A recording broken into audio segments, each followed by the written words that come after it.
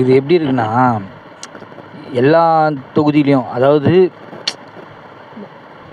நான் அந்த இடத்துல இருந்தேன் நானு. வியாசர்பாடியிலேருந்து இந்த ரூட்டில் வரும்போது, எம்கேபி நகர் அப்படியே உள்ளே வந்து, நம்ம ஈபிக்கு முன்னாடி அந்த இடத்துல, அதாவது பாரதி நகர், எம்கேபி நகர் பிரிட்ஜு ஏறி இறங்கி அந்த இடத்துல உள்ளே வரும்போது வரைக்கும், அவ்வளவு நான் எதிர்பார்க்கவே இல்லை. "அப்பா கூட்டமே இல்லைடா, என்னடா இது ஒன்றுமே இல்லை கூட்டம்."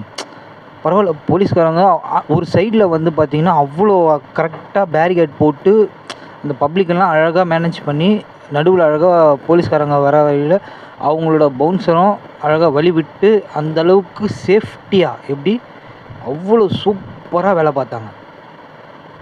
இங்கேருந்து கரெக்டாக அந்த P6 போலீஸ் ஸ்டேஷன் சொல்லுவாங்க, அது எதிர்க்க அந்த 60 அடி ரோடுன்னு சொல்லுவாங்க. அந்த ரோட்டில் வந்து அவர் பேசுகிற வரைக்கும் அவ்வளோ பக்காவாக மெயின்டைன் பண்ணாங்க அந்த க்ரௌடை போலீஸ்காரங்க.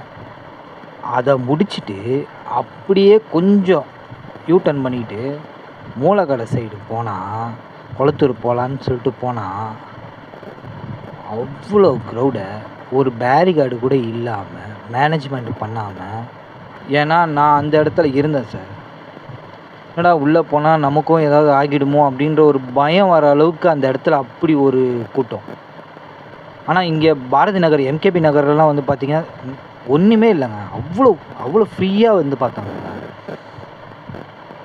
ஆனால் ஏன் இந்த வில்லிவாக்கம் அந்த கொளத்தூர் சைடு போகும்போது மட்டும் ஏன் அப்படி க்ரௌடை வந்து ஒரு அப்படியே ஃப்ரீயாக யார் வேணால் எப்படி வேணால் போய்க்குங்க அப்படின்ற அளவுக்கு விடுற அளவுக்கு ஏங்க கூட்டம் வருதுன்னு தெரியுது இல்லைங்க. அப்புறம் என்னங்க நீங்கள் கண்ட்ரோல் பண்ணி தாங்க வைக்கணும். இங்கே எப்படி கண்ட்ரோல் பண்ணீங்க?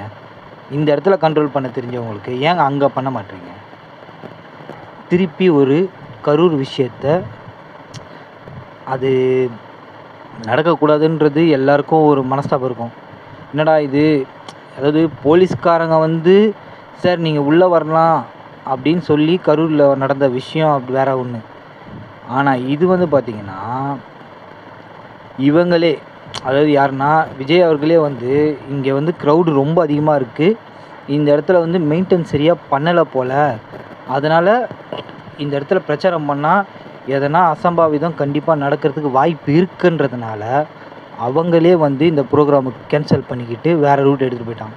ஷார்ட்ஸில் முழு வீடியோ போட முடியாது, அதனால் அடுத்த பார்ட்டு வருது, அதில் பாருங்கள்.